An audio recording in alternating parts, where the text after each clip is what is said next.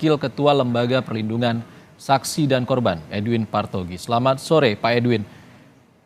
Selamat sore, Bang Ihsan. Pak Edwin, setelah vonis Richard Eliezer ingkrah atau berkekuatan hukum tetap, bagaimana kabar status JC Eliezer?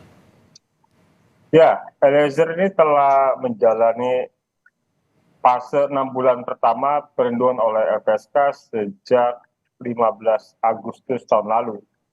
Dan saat ini masuk ke fase 6 bulan kedua.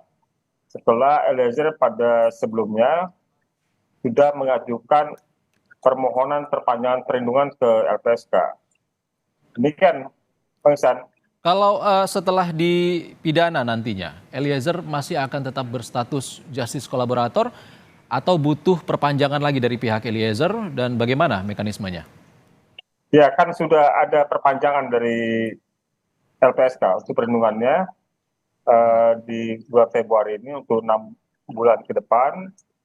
Tentu sebagai justice collaborator yang minggu depan akan berkekuatan hukum tetap ya proses hukumnya inkrah karena tidak ada upaya banding, maka ada hak lain buat narapidana yang berstatus justice collaborator, Mas Ihsan.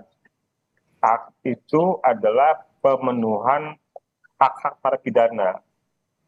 Jadi buat seorang yang berstatus justice collaborator memang sudah diatur oleh Menteri Hukum dan HAM tentang adanya pemberian hak narapidana ya, seperti remisi, asimilasi, cuti, pembebasan bersyarat, cuti menjelang bebas, cuti bersyarat.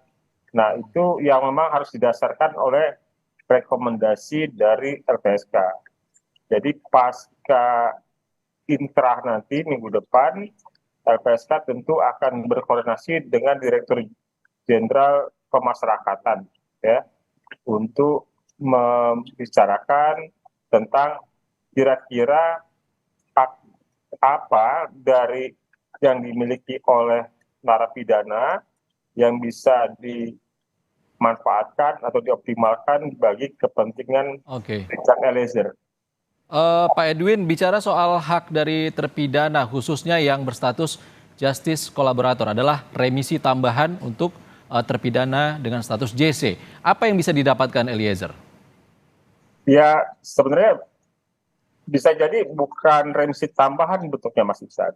Tadi saya sebutkan kan ada pembebasan bersyarat, kemudian ada cuti menjelang bebas, ada cuti bersyarat, ada asimilasi, ya. Jadi bisa saja bentuknya bukan remisi. Syaratnya apa, Pak Edwin? Syaratnya khususnya untuk umum, pembebasan bersyarat misalnya. Ya, secara umum telah menjalani 2/3 dari masa tahanan. Jadi kan dia itu ditahan tanggal 3 Agustus tahun lalu ya. Artinya pada tanggal 2 Agustus di tahun ini, maka itu kan terhitung 1 tahun. Terhitung 1 tahun itu berarti sudah memasuki 2/3 dari masa penahanannya. Yang vonisnya kan 1 tahun 6 bulan. Artinya 2/3 dari 1 tahun 6 bulan, 18 bulan. Bukan. Ya, 18 bulan, 2/3-nya adalah kan 12 bulan. Oke. Ya, 1 tahun. Oke. Akan diajukan pembebasan bersyarat. Ini akan diajukan oleh LPSK kepada Kemenkumham. Kapan? Ya tentu setelah inkrah ya. Setelah inkrah tentu kami akan urus itu untuk supaya memperlancar proses administrasinya, dan tentu kita ya harus sabar menunggu sampai dengan 2/3 masa tahanan itu dijalankan. Pak Edwin, ini terkait dengan status JC dan juga keamanan dari Richard Eliezer sebagai terpidana. Kalaupun dia nantinya akan hanya menjalankan 2/3, tentunya masih tetap membutuhkan perlindungan dari LPSK. Seperti apa perlindungan ataupun asesmen yang akan dilakukan oleh LPSK?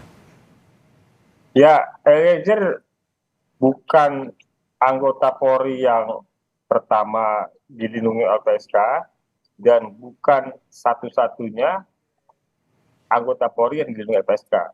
Ya. Jadi tidak ada yang baru buat LPSK dalam konteks melindungi subjek hukumnya yang kami lindungi ya. Tentu kami punya mekanisme cara untuk memberikan perlindungan kepada terlindung kami. Dan termasuk juga yang bisa dibuka kemungkinannya di LPSK ini kan juga banyak anggota Polri yang bertugas sebagai bagian pengamanan dan pengawalan. Oke, baik. Terima kasih Pak Edwin Partogi Pasaribu, Wakil Ketua LPSK Republik Indonesia.